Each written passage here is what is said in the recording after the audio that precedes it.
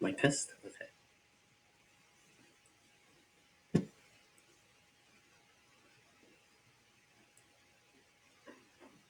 Just gonna stand over here so it's easier to see. So let's say you want to model some latent phenomenon F, where if you give it some input X, you get to observe some noisy observations target Z over here. But when you want to collect observations, you don't actually get to collect X directly. You only get to collect and control Y, which then, according to this green process, gives you some hint of the X that would then go into F, and then you get to observe a Z. So overall, each Y would produce these amount of possibilities to observe your noisy Z.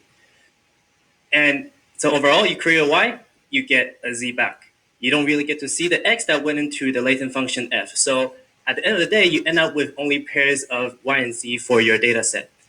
Now, if you look at the conditional mean of the target Z given Y, it's really just the conditional mean of the function F with respect to P of X given Y. And we're going to give that a special name. We're going to call that G. So G is the conditional mean of F, and reversely, F, we're just going to call that the deconditional mean of G. So that's where the term comes from. And afterwards, you're going to obtain pairs of just X and Y from a separate process or simulation so that you have an idea of how X and Y relates. So now your goal is you want to recover your latent function F using these two data sets between YZ, XY, without ever observing pairs of X and Z directly. So we're going to look at this in two views. The first view is we're going to see it as a problem of reversing conditional means of functions. And to do that, we're going to leverage the framework of kernel mean embeddings, which, as you've heard, is a very nice framework where complex transformations between distributions or even function means, which is exactly what we want here, become linear in the reproducing kernel Hilbert space. So you don't have to do them in the original space. And it's already known that the conditional mean operator takes a function F, and it gives you a conditional mean G. So the first thing we naturally do is we just define, derive, and try to construct the deconditional mean operator that takes your conditional mean G back to a latent function F. And amongst the things we show that it can be decomposed into this form over here. If you take a careful look at this form, it's really only comprised of two terms, C of X given Y and C of YY. And they encode respectively P of X given Y and P of Y. So a natural question you might want to ask is, well, if these two distributions happen to be the likelihood and prior, then does this operator encode the posterior, P of X, Y given X? So would that be C of Y given X?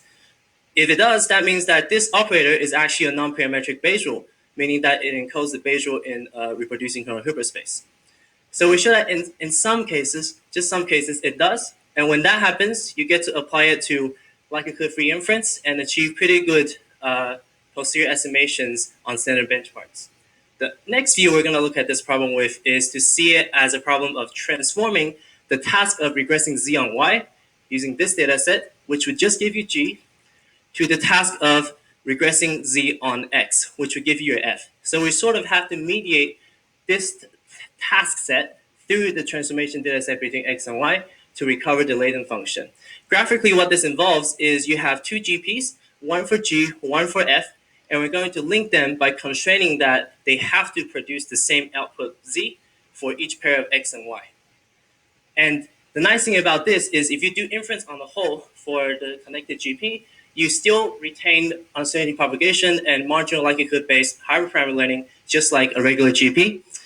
So over here on the top right, you can see, or maybe not, it's a bit fainted, that not only have we recovered the deconditional mean, we've also got some uncertainty bounds. And as you optimize the hyperparameters, it recovers better, just like a regular GP, except you've never observed X and Z together. And a nice special case of this is in the degenerate case where Y and X is the same random variable, then you can actually apply it to learn a regular inducing point GP and sort of sparsify your representations that way. So there are still a lot of things that we didn't mention, so please come to our poster to find out more interesting connections between the two views and even more. Thank you very much.